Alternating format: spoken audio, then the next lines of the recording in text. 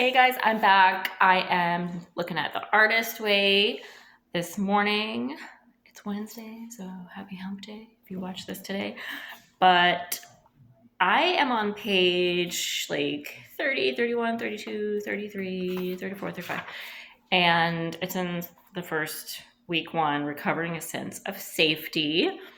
And instead of leading with the first exercise, which is acknowledging your negative beliefs and like what's hiding in the back of your mind, and a lot of people may not even be aware that you have these negative beliefs. Like, I didn't know years ago when I did this, I just thought they were the truth. And a lot of people take their negative core beliefs and a lot of their thoughts as truth because they're in there, and it totally doesn't mean that. You just have to like acknowledge them to start getting rid of them and dispel them with the positive and affirmative thoughts and core beliefs. So I'm going to lead with the positive alternatives, because instead of doing it the other way, which I understand, and I did it her way the first time, I'm going to do this for you guys the opposite way, so you can at least hear what the positive and affirmative beliefs and statements are, and you can do it the other way too. Like, I think it is important to do your negative core beliefs first. So I think she has a really good point there. That's how I did it. I did exactly what she said when I went through this the first time. And I think I've done it like almost twice, but I've kind of like created my own program in my own way since then, which I'm going to be sharing with you guys and offering up to you here pretty soon. But so positive alternatives, these are short ones. So these are positive alternatives for being an artist or being creative first. It says artists can be sober, sane, solvent, responsible, user-friendly, faithful, saved, happy, discovered, and recovered. Because normally when you hear the word artist, a lot of people already, they think negatively, like, oh, they're poor, they don't have a real job, they're pathetic, they're striving for something they're never going to succeed. That those negative core beliefs about artists are held in society, and they are perpetuated by people's family, right? And your own negative core beliefs, which usually get put in there by family conditioning and societal brainwashing anyway, like the media and politics and, everything else, right? So the affirmative weapons, like, for example, she said, if the negative belief is he's not so talented, the opposite is going to be like he is naturally talented, blah, blah, blah, right? Okay. So the affirmations help achieve a sense of safety and hope. So it's really important to do this. Don't skip out on any of these exercises. So try picking an affirmation. She said, for example, and you put your name, I'm a brilliant and prolific potter, painter, actor, whatever you are. Write that 10 times in a row. While you're busy doing that, she says something very interesting is going to happen. Your censor, right, your inner critic's going to start to object. Hey, wait a minute. You can't say all that positive stuff about me. That's not true. You're actually not that good, blah, blah, blah. And it doesn't have to be like super duper mean. It could just be like subtly doubting, belittling, which is really how it creeps in everyday life. So it's not quite as obvious, and it builds up over time. And then before you know it, you're an adult and you're like, why do I feel so beat down? Why don't I believe in myself? Why do I feel down, depressed? Where's my motivation? So you have negative core beliefs if you're feeling that way, basically. So on page 36, 37, you'll see the little box, the shaded boxes. That's where she gives really good examples and like creative prayer sometimes. So this one is the creative affirmations. It says, for example, and then I'm going to give you my examples. I am a channel for God's creativity, and my work comes to good. My dreams come from God, and God has the power to accomplish them. 3, as I create and listen, I will be led. 4, creativity is the Creator's will for me. 5, my creativity heals myself and others. I love it. 6, I am allowed to nurture my artists. 7, through the use of a few simple tools, my creativity will flourish. 8, through the use of my creativity, I serve God. 9, my creativity always leads to truth and love. And I could just keep going and going with the numbers, but I don't want to give too much of that because I gotta leave you hanging. So you'll read the book and you'll also check out some of our other shows and sessions with us.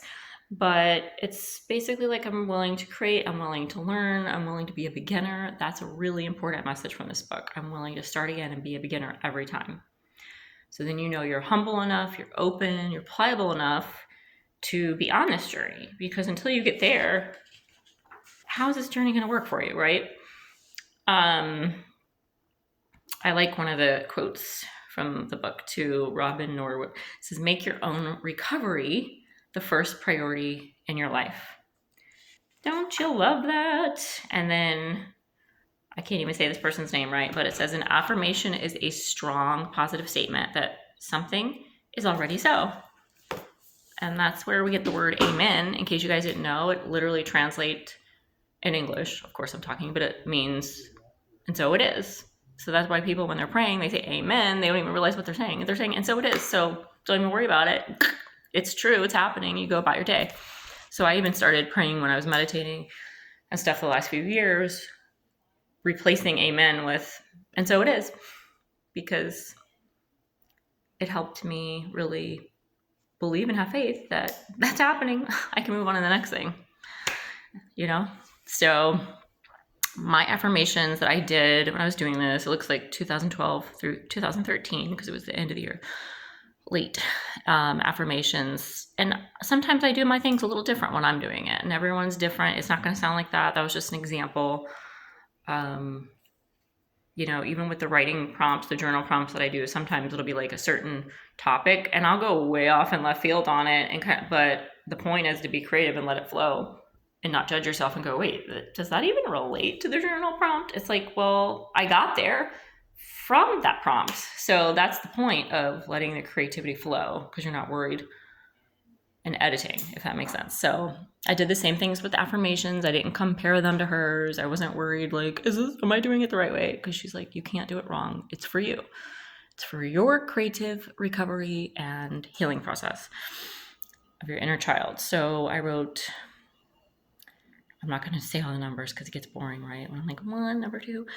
I, Crystal, am a talented actress. This is when I was jumping into that. I, Crystal, am a diamond in the rough.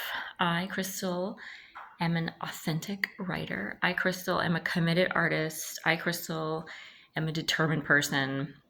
Obviously, I kept mine at the point. I didn't keep going on and on. I, Crystal, am a good mother. I, Crystal, am a good wife. This was when I was married, guys. But it's true. And then the objections. I wrote the objections, just like she said too, in the book. Like, I won't read them all, but for example, the talented actress part. No, you're not. You're just having fun. You don't know what you're doing. In the back of the head.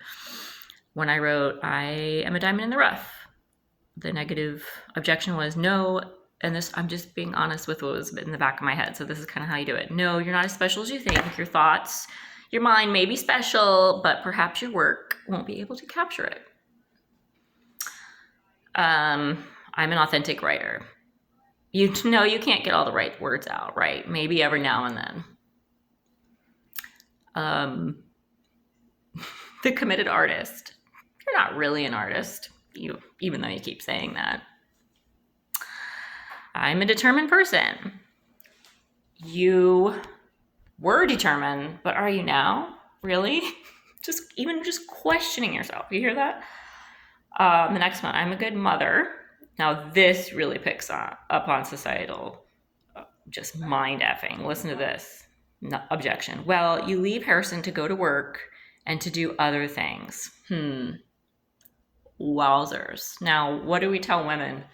That the most important job and the highest honor is being a mother, and I truly feel that way. Not just saying it, but if you have to work and you have to do this, and you, like, what conflicting messages that were sent from society, from our family, and then it comes up within ourselves as this negative objection, like, are we really a good mother?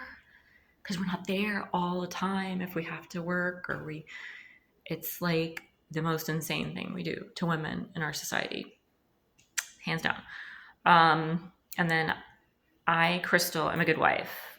I said, actually you're immersed in what you're learning right now, and you're not such a great wife right now.